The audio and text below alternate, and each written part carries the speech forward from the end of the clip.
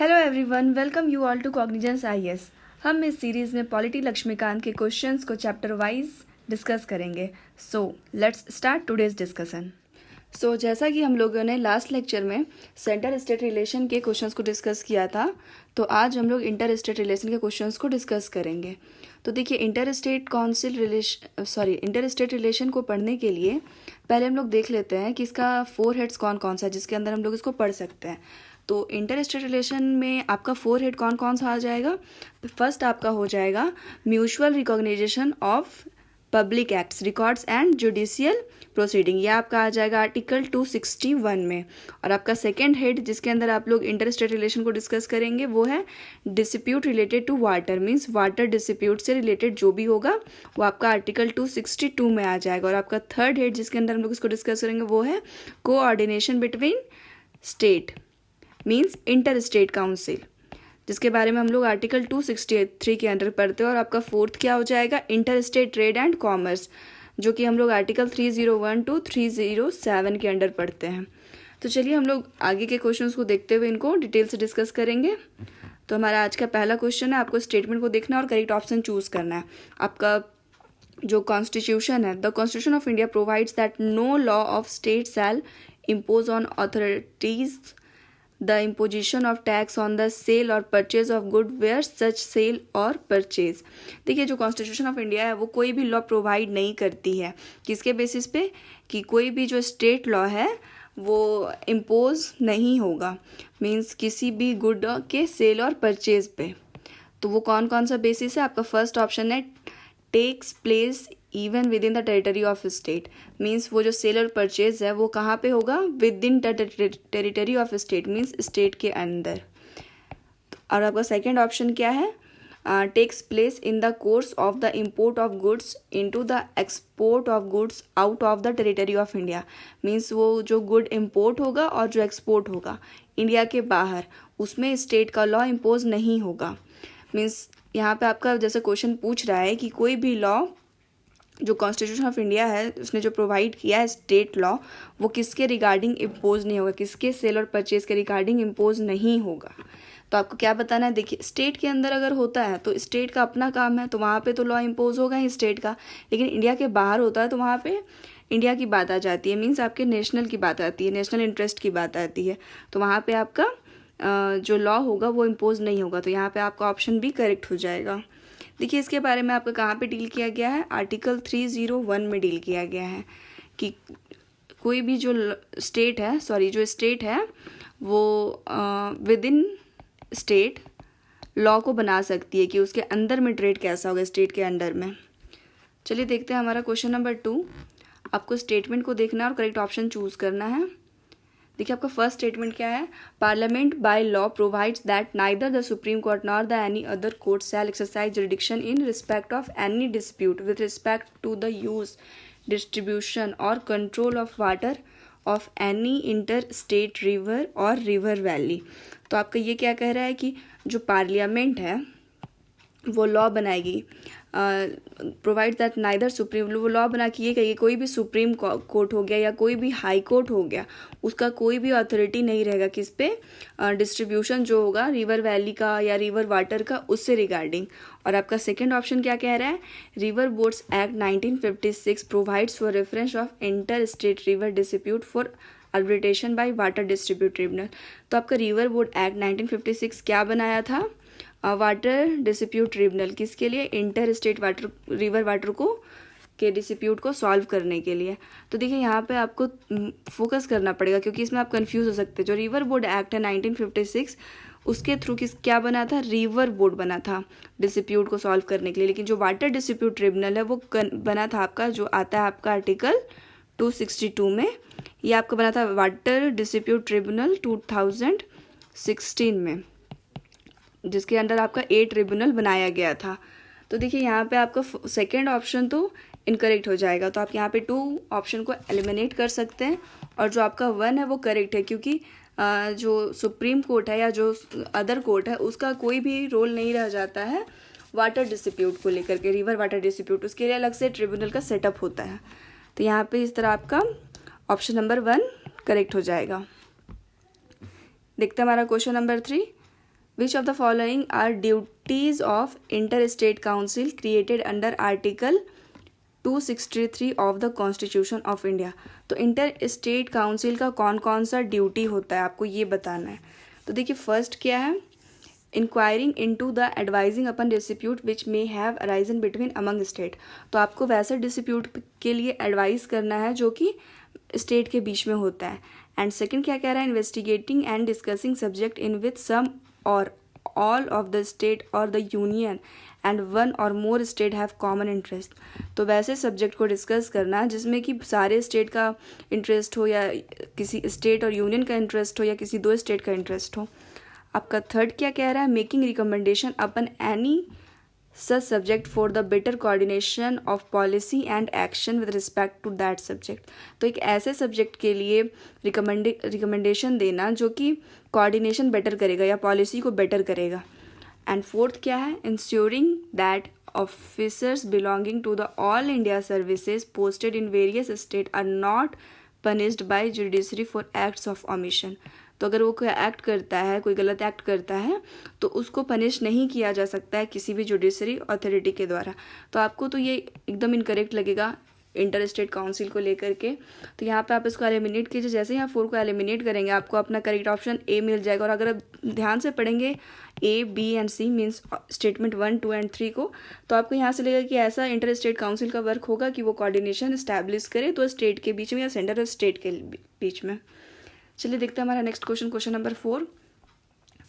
आपको स्टेटमेंट को देखना है जोनल काउंसिल के बारे में और करेक्ट ऑप्शन को चूज करना है।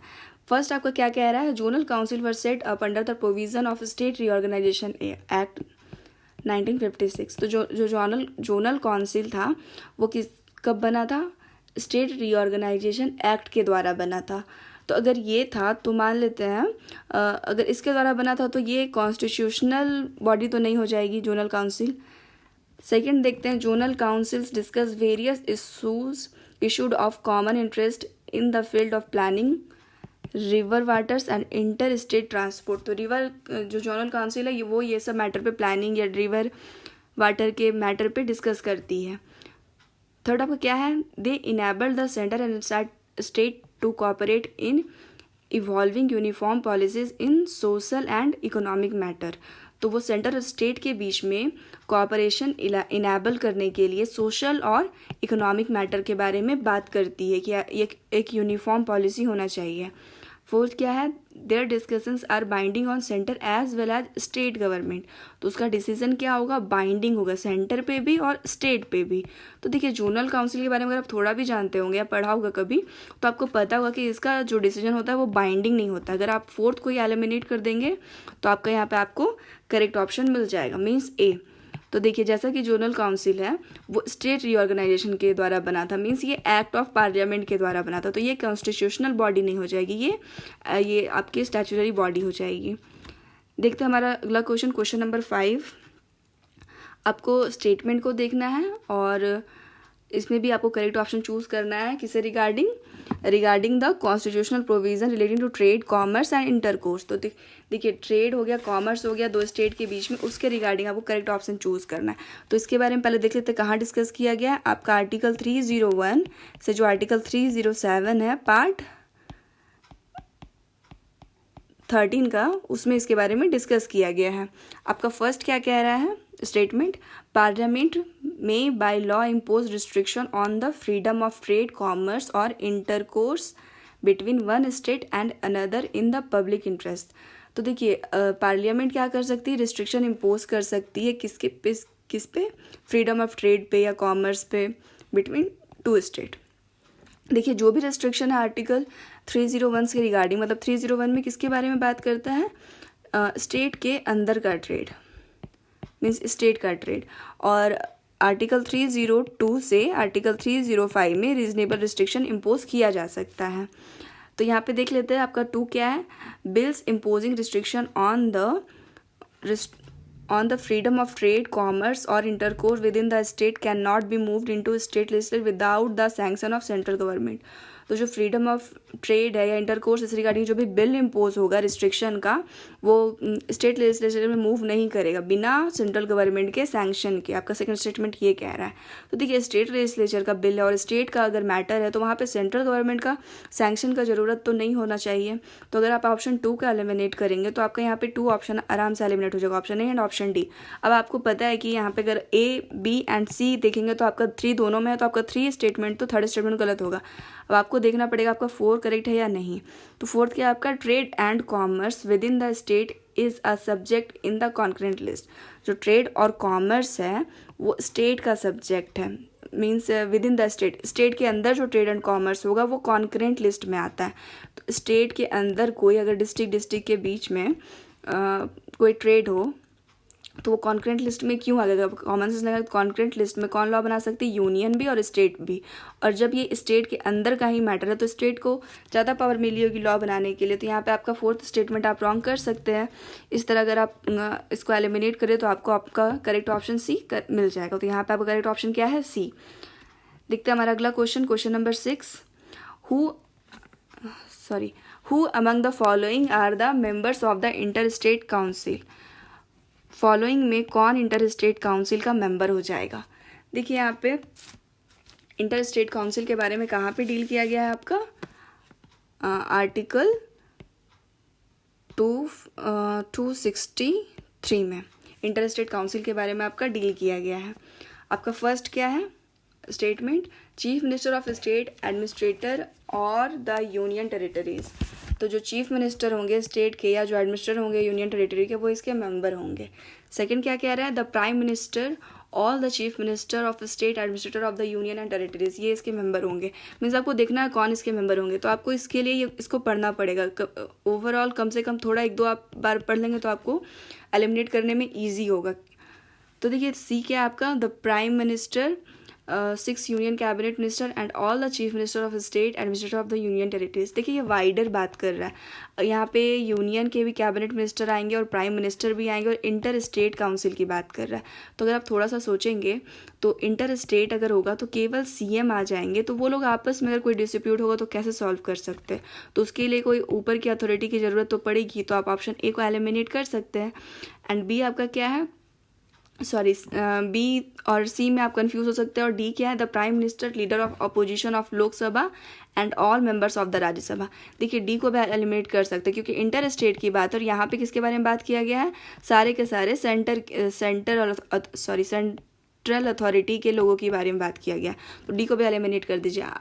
फिर सारा बात आपका ऑप्शन बी या डी में आ जाता है। तो यहाँ पे आप 50-50 में देखेंगे तो आपको दोनों करेक्ट लगेगा। लेकिन यहाँ पे अगर आप ध्यान से पढ़े होंगे तो आपको पता चलेगा कि 6 यूनियन कैबिनेट मिनिस्टर भी इसके मेंबर होते हैं।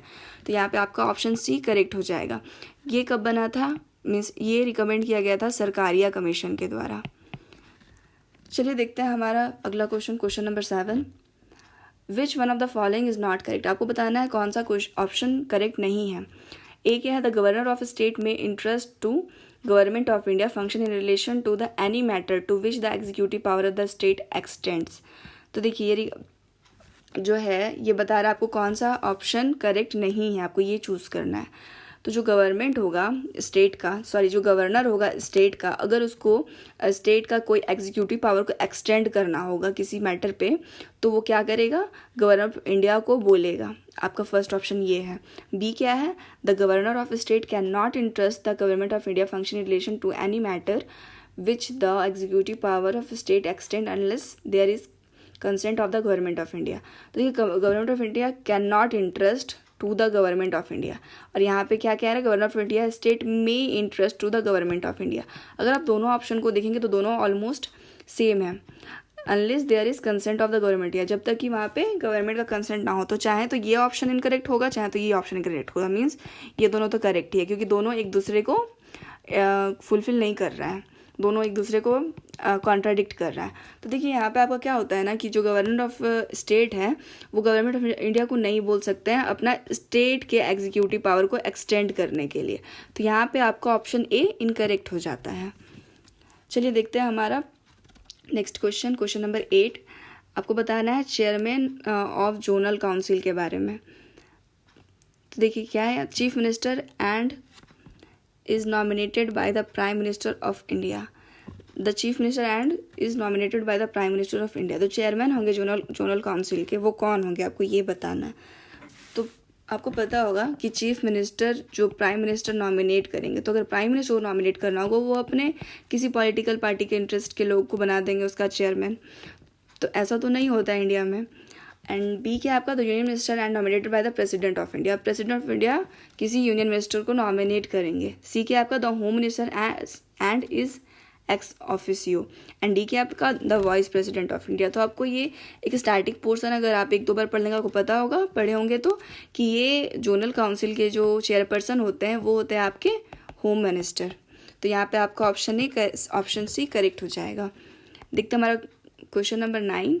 इसमें असर्शन एंड रीजन दिया हुआ है। असर्शन क्या है आपका, article 301 of the constitution declares trade, commerce and intercourse through the territory of India free.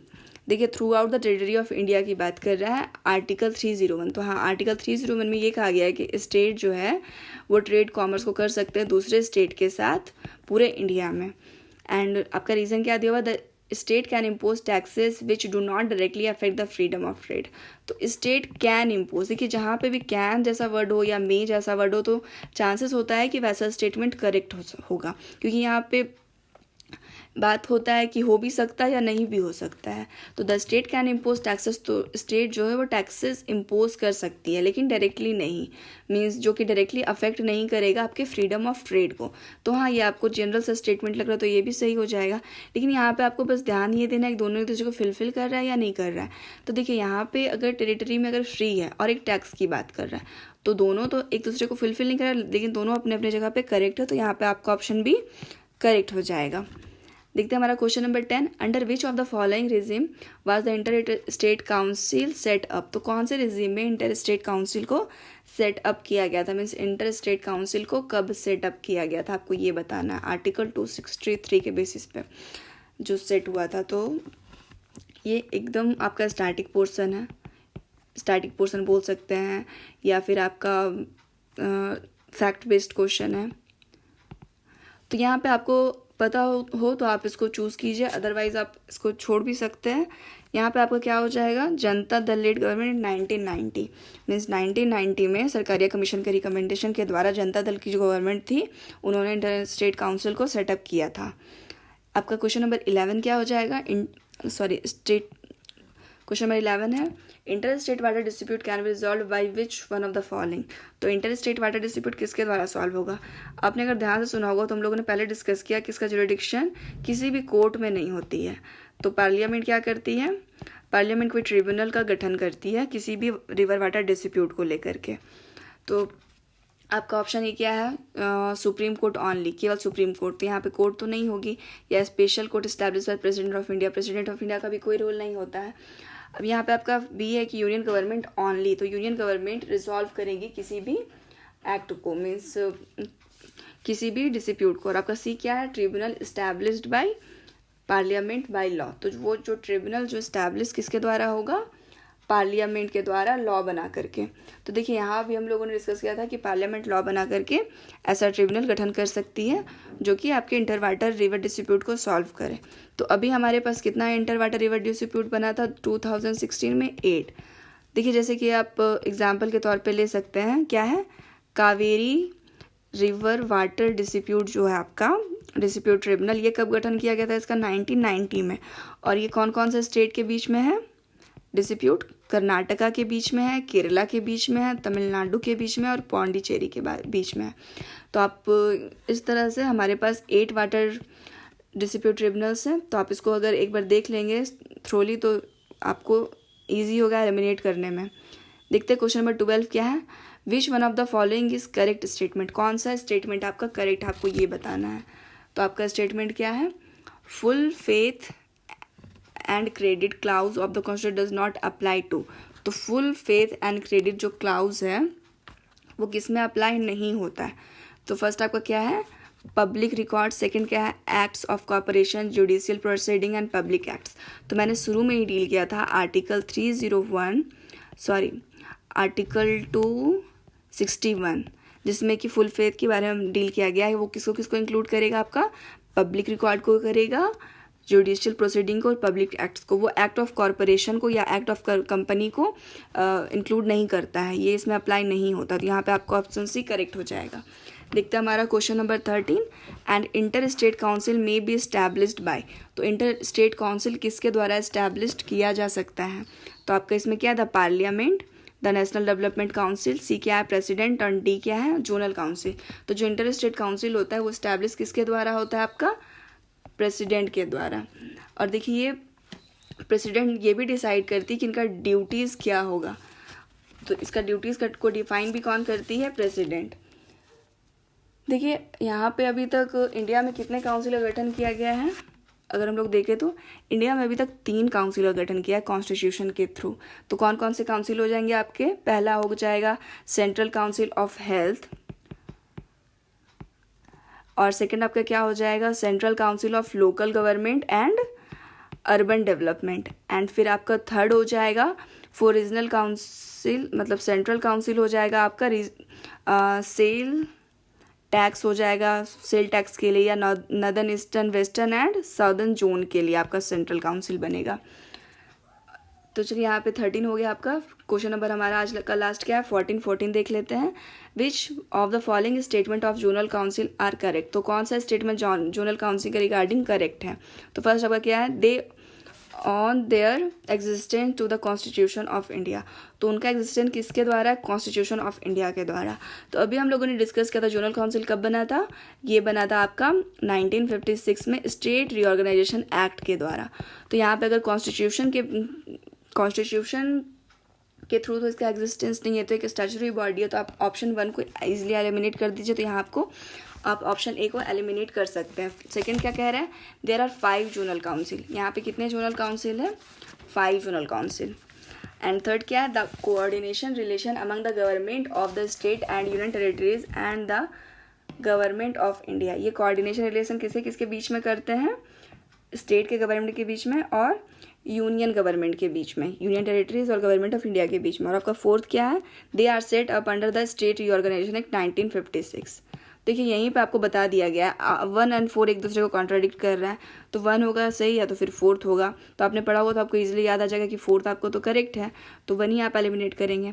And second जो आपका 5 जोनल काउंसिल, ये आपका 5 जोनल काउंसिल है, कौन कौन सा हो जाएगा? आपका नदर्न जोनल काउंसिल हो गया, फिर ईस्टर्न, वेस्टर्न, सदर्न, एंड एक और जोनल काउंसिल कौन सा आ जाएगा? आपका सेंट्रल जोनल काउंसिल।